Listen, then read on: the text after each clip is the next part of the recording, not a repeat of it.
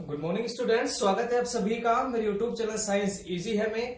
मैं हूं विनय और आज हम बात करने वाले हैं वेक्टर्स के बारे में, यानी सदिशों के बारे में। इससे पहले आप सदिशों की इंट्रोडक्शन की वीडियो, उसी के साथ सदिशों के प्रकारों का वर्णन कर चुके हैं। अगर आपने वो वीडियो नहीं देखी तो डिस्क्रिप्शन में आपको लिंक मिल जाएगा। मैं हूं विनय और चलिए शुरू करते हैं। क्लास 11th की फिजिक्स का ये बड़ा ही अच्छा टॉपिक है, लेकिन ये टॉपिक आपके हमेशा काम में आएगा। अगर आप एक बार इसे सीख लेते हैं तो आपको बार बार इसे पढ़ने की जरूरत भी नहीं है। और इस टॉपिक का नाम है कॉम्बिनेशन ऑफ वेक्टर्स, यानी सदिशों का संयोजन।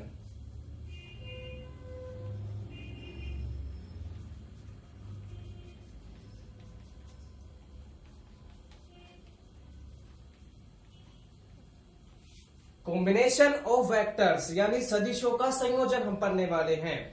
तो सदिशों के संयोजन से मतलब यह है कि अगर आपको एक से अधिक सदिश दिए हुए हैं, 2, 3, 4 कितने भी सदिश दिए हुए हैं, तो उनका आप योग कैसे कर सकते हैं, उनका परिणामी सदिश रिजल्टेंट वेक्टर कैसे निकाल सकते हैं। तो आज हम इसी बारे में बात करेंगे कि आखिर कॉम्बिनेशन ऑफ वेक्टर्स के कितने मेथड हैं। तो मैं आपको बताना चाहूंगा भाई, इसके 3 मेथड आपके पास आते हैं। पहला जो मेथड है वो है आपका त्रिभुजों के नियम की सहायता से, यानी ट्रायंगल रूल ऑफ एडिशन। ठीक है, यानी ट्रायंगल रूल ऑफ एडिशन, त्रिभुजों के संयोजन का नियम, त्रिभुज का नियम भी कह सकते हो आप इसे। यानी सदिशों के संयोजन का कौन सा नियम? त्रिभुज का नियम। नंबर 2, सदिशों के संयोजन का समांतर चतुर्भुज का नियम,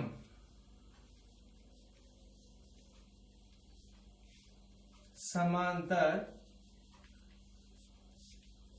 चतुर्भुज का नियम। तो सदिशों के संयोजन का पहला तो हुआ त्रिभुज का नियम, दूसरा समांतर चतुर्भुज का नियम। मैं यहां लिख देता हूं हिंदी मीडियम वाले विद्यार्थियों के लिए, हम पढ़ रहे हैं सदिशों का संयोजन।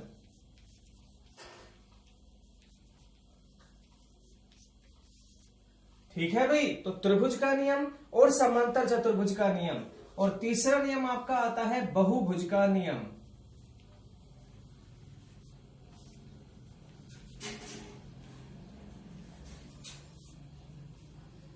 ठीक है, तो पहला नियम आपका ट्रायंगल रूल हो गया, दूसरा आपका पैरेललोग्राम हो गया और तीसरा आपका बहुभुज का नियम हो गया।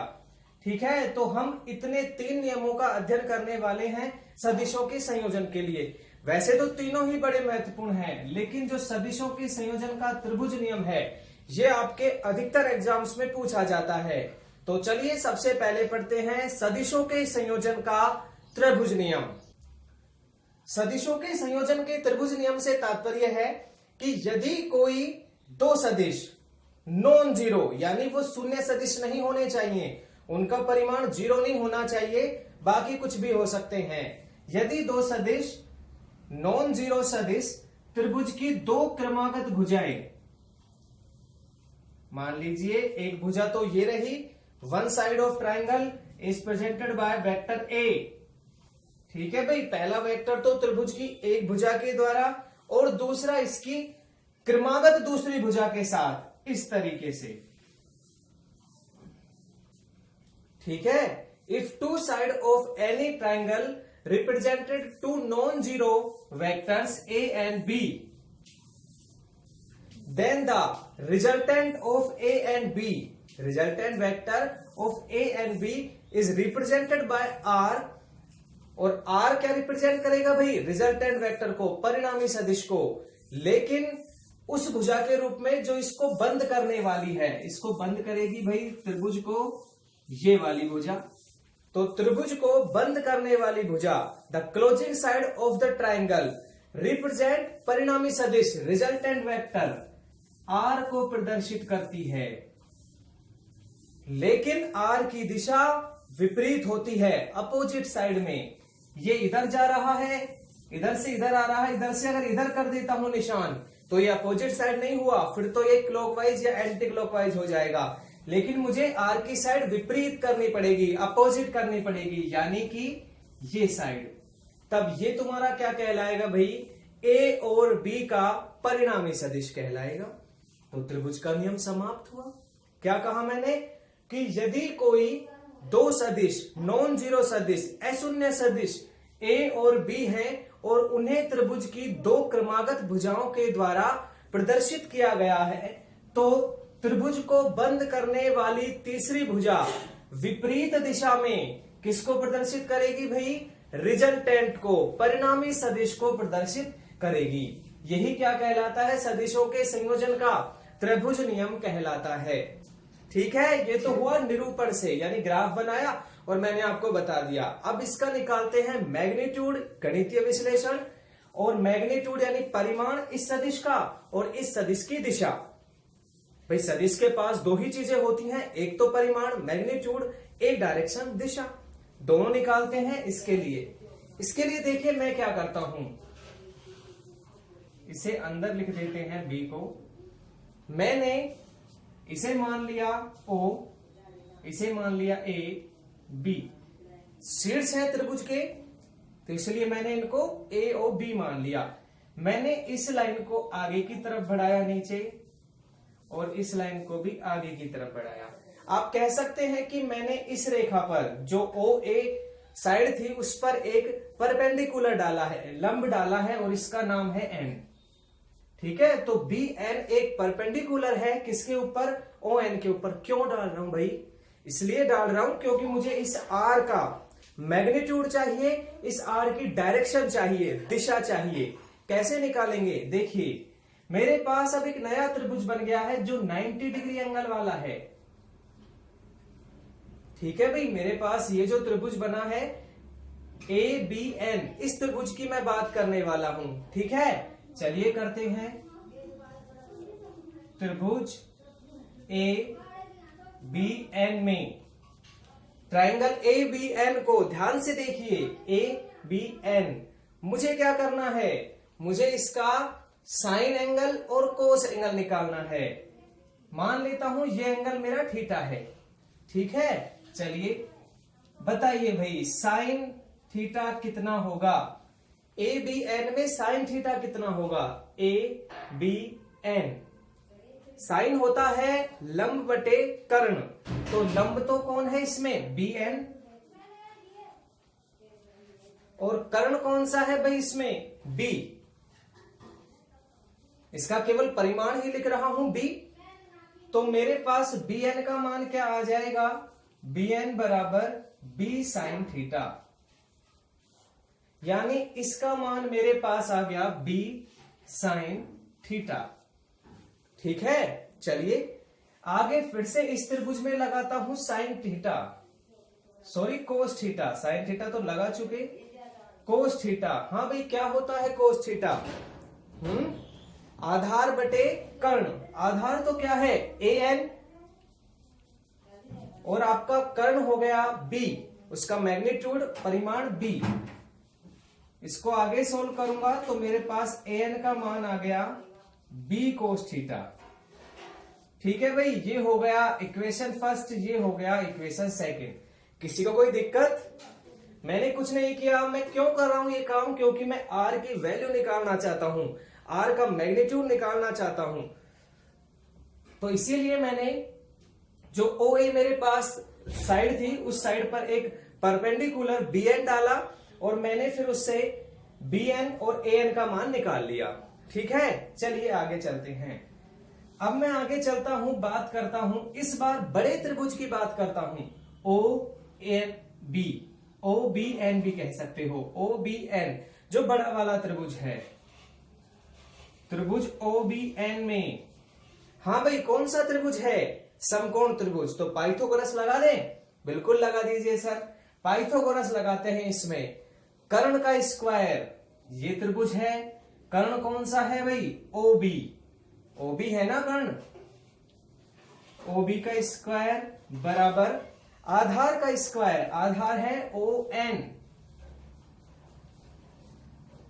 प्लस लंब का स्क्वायर, लंब है BN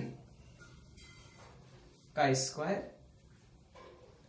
OB का मतलब तो है, OB का मतलब है R, यानी R का स्क्वायर, बराबर ओ एन। क्या तुम्हारे पास ओ एन की वैल्यू है? ओ एन की नहीं सर, ओ एन की वैल्यू तो नहीं है, लेकिन हमें पता है ओ ए तक का मान तो ए है और ए एन का मान मैंने यहां निकाल रखा है बी कोस थीटा। तो इस पूरे का मान हो गया ए प्लस बी कोस थीटा। ठीक है, इसका मान हो गया ए प्लस बी कोस थीटा। मुझे योग करना है बी एन का। बी एन का तो सीधा मान है मेरे पास बी साइन थीटा, इसका स्क्वायर है, और ये है बी साइन थीटा, और इसका भी कर दिया स्क्वायर। ठीक है, चलिए सोल्व कर लेते हैं। आर बराबर, आर की वैल्यू नहीं, अभी तो आर स्क्वायर है, इसको सोल्व करता हूं। ए प्लस बी का होल स्क्वायर, ए का स्क्वायर प्लस बी का स्क्वायर प्लस 2ab। ठीक है, ए प्लस बी के होल स्क्वायर से इसको खोल दिया, और बी साइन थीटा का स्क्वायर कहेंगे तो B square sine square theta. ठीक है, चलिए मिटा देते हैं थोड़ा सा।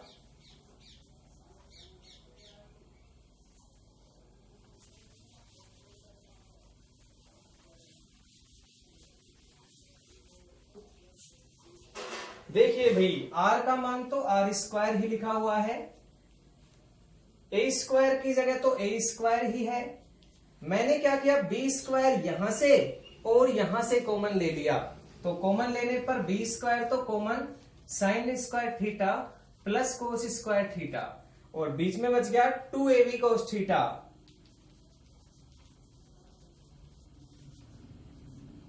ठीक है, चलिए sign square theta plus cos square theta 1 हो जाएगा सर, तो आर स्क्वायर बराबर ए स्क्वायर प्लस बी स्क्वायर, ये तो 1 हो गया 2ab कोस थीटा। ठीक है, चलो आर स्क्वायर का मान लिखा हुआ है, लेकिन मुझे तो रिजल्टेंट आर का मैग्नीट्यूड चाहिए, मैग्नीट्यूड यानी इसका मान चाहिए आर का केवल। तो आर का मान निकालना है तो इस पर कर देते हैं root, A square plus B square plus 2ab cos theta. ठीक है, और ये हुआ आपका रिजल्टेंट का मैग्नीट्यूड, आर का परिमाण आपने निकाल लिया। ठीक है, कुछ खास किया नहीं, आपने आर का परिमाण निकाल लिया है, तो इसको डाल देते हैं समीकरण नंबर 1। और अब क्या निकालना शेष रह गया, आर की दिशा, डायरेक्शन। ये प्रश्न आपके कई बार एग्जाम में आता है, सीधा ही आपसे कहेगा त्रिभुज नियम से किसी परिणामी सदिश आर का रिजल्टेंट, मैग्नीट्यूड तथा उसकी डायरेक्शन निकालिए। तो रिजल्टेंट आर पता चल गया, मैग्नीट्यूड आ गया, अब निकालते हैं इसके डायरेक्शन।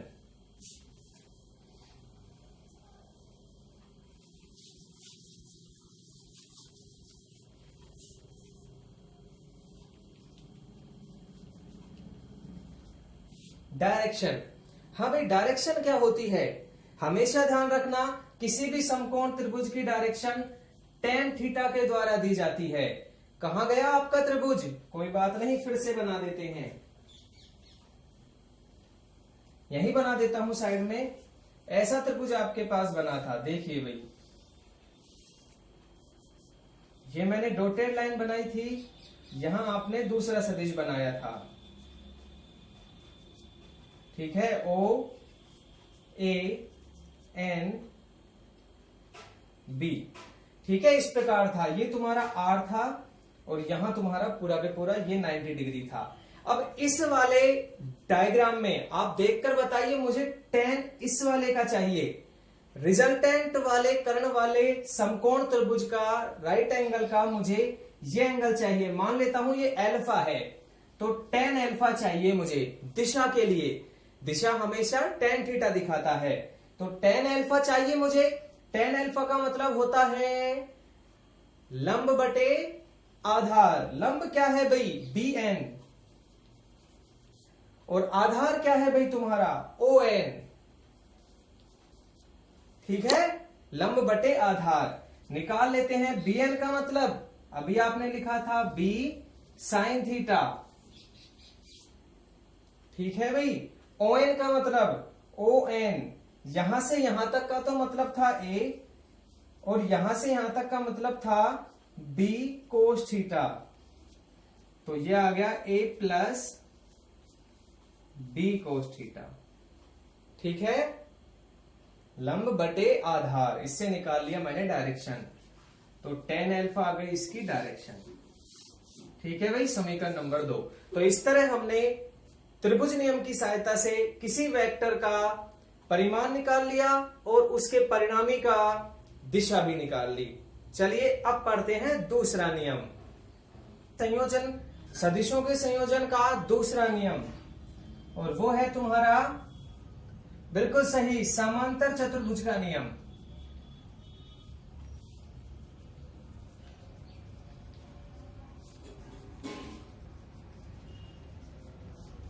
देखो भाई, वैसे तो वास्तव में जो सबसे ज्यादा इंपॉर्टेंट है वो तो तुम्हारे त्रिभुजों का नियम ही है, सदिशों के संयोजन का त्रिभुज नियम जो तुमने पढ़ लिया। हर जगह आपका यही रिजल्टेंट और यही तुम्हारी दिशा काम में आने वाली है।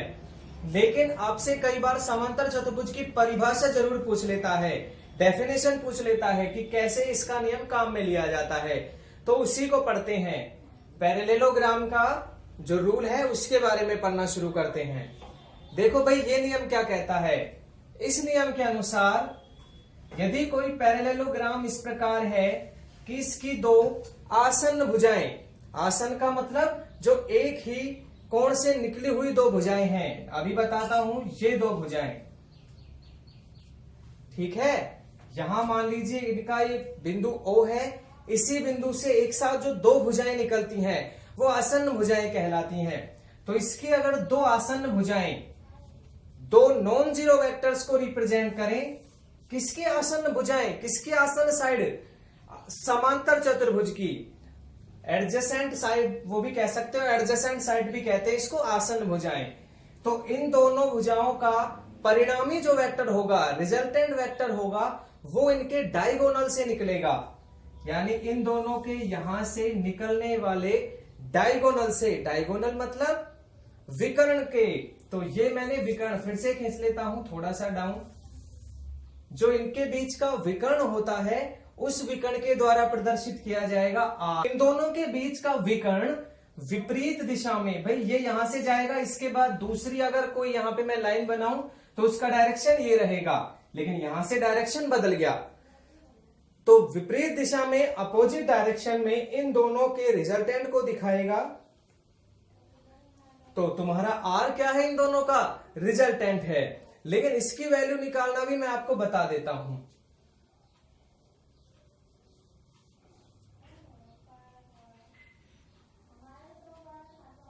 भाई ये तुम्हारा कंप्लीट क्या बन गया, पैरेललोग्राम A B C, ठीक है। अब मैं सेम वही काम करता हूं जो मैंने अभी कुछ देर पहले आपके त्रिभुज वाले नियम में किया था। तो इस तरीके से मैंने फिर से एक लंब डाला, फिर से इसको n नाम दे देता हूं, वही सब कुछ होने वाला है। लेकिन क्या आप इस भुजा का नाम मुझे बता सकते हैं, AB का मान? बिल्कुल, जितना मान B का है वही मान यहां भी आ जाएगा, क्योंकि समांतर चतुर्भुज की आमने सामने की भुजाएं, आमने सामने की भुजाएं बराबर भी होती हैं और समांतर भी होती हैं। तो ये समांतर भी है और बराबर भी है, तो B की जगह ये B, A की जगह ये A आ गया। अब आप इसे छोड़िए, केवल इस वाले डायग्राम को देखिए। क्या ये बिल्कुल वैसा ही डायग्राम नहीं जो अभी कुछ देर पहले हमने त्रिभुज नियम में पढ़ा था? हाँ, बिल्कुल वैसा ही डायग्राम है। फिर से अगर मैं यहाँ पे इसको एक एंगल मान लेता हूं थीटा, तो फिर से मैं निकालूंगा, ये वही तुम्हारा B sin थीटा, ये वही तुम्हारा B cos थीटा। इन दोनों को फिर से जोड़ेंगे तो फिर से वही चीज आने वाली है, यहां से आगे सेम टू सेम वही चीज आएगी जो तुमने त्रिभुज के नियम में पढ़ी थी। तो समांतर चतुर्भुज का इतना ही नियम काफी है। आगे आप केवल ये याद रख सकते हैं कि इसका परिमाण भी वही मिलेगा जो पिछले वाले में मिला था, इसकी दिशा भी वही मिलने वाली है। तो समांतर चतुर्भुज का नियम अगर डेफिनेशन आपसे पूछ ले तो आप कहेंगे, यदि कोई दो या दो से अधिक नॉन जीरो वेक्टर्स को समांतर चतुर्भुज की दो एडजेसेंट भुजाएं, एडजेसेंट साइड, आसन भुजाओं के द्वारा बताया गया है, तो उनके बीच का विकर्ण विपरीत दिशा में, उनके बीच का परिणामी सदिश R कहलाता है। जिसकी दिशा और जिसकी परिमाण दोनों हम सदिशों के त्रिभुज नियम की सहायता से ज्ञात कर चुके थे। ठीक है, अब पढ़ते हैं तीसरा और अंतिम नियम। आप पढ़ रहे हैं कॉम्बिनेशन ऑफ वेक्टर्स, सदिशों के संयोजन के जितने भी नियम हैं वो आप पढ़ रहे हैं, और ये एडिशन के नियम हैं, यानी योग के नियम। इसके बाद हम पढ़ते हैं नंबर 3, बड़ा आसान है, पॉलीग्राम का नियम यानी बहुभुज का नियम।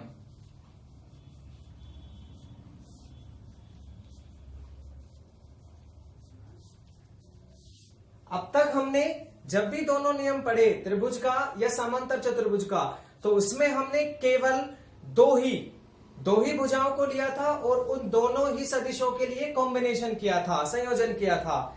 लेकिन बहुभुज का नियम इस प्रकार से है कि इसमें आप दो या दो से अधिक नॉन जीरो वेक्टर्स को लेके परिणामी सदिश निकाल सकते हैं। कैसे? देखिए भाई, इस नियम के अनुसार यदि दो या दो से अधिक, हमेशा बहुभुज तो समांतर चतुर्भुज से ज्यादा भुजा ही रखेगा, यानी लगभग 5 भुजाएं, तो वेक्टर ए को प्रदर्शित करे, ये वेक्टर बी को प्रदर्शित करे, ये वेक्टर सी को प्रदर्शित करे, ये वेक्टर डी को प्रदर्शित करे, ये वेक्टर ई को प्रदर्शित करे। यदि 5 vectors A B C D E इस प्रकार एक दूसरे को क्रम से बहुभुज के रूप में प्रदर्शित कर रहे हैं, तो जो अंतिम वेक्टर होगा, यहां से यहां जो वेक्टर आने वाला है, वो अंतिम वेक्टर इन 5 सदिशों का परिणामी सदिश कहलाएगा, यानी इस तरीके से। लेकिन उसकी दिशा विपरीत होगी, इस दिशा में होगा, और ये क्या बन गया तुम्हारा?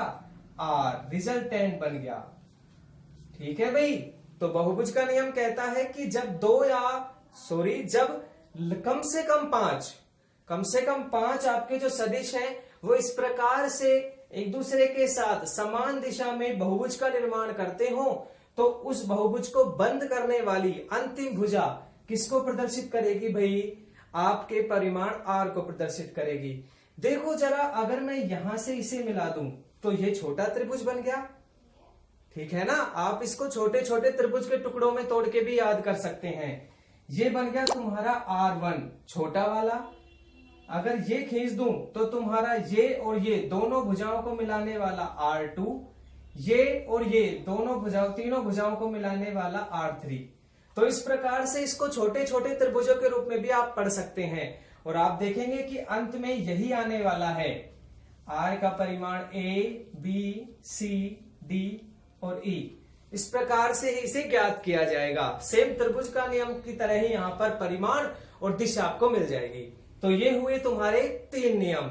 सदिशों के संयोजन का महत्वपूर्ण टॉपिक है, जरूर आपके नीट तक के लेवल में यहां से प्रश्न पूछे जाते हैं। इसके बाद अगले क्लास में हम इसके न्यूमेरिकल भी करने की कोशिश करेंगे।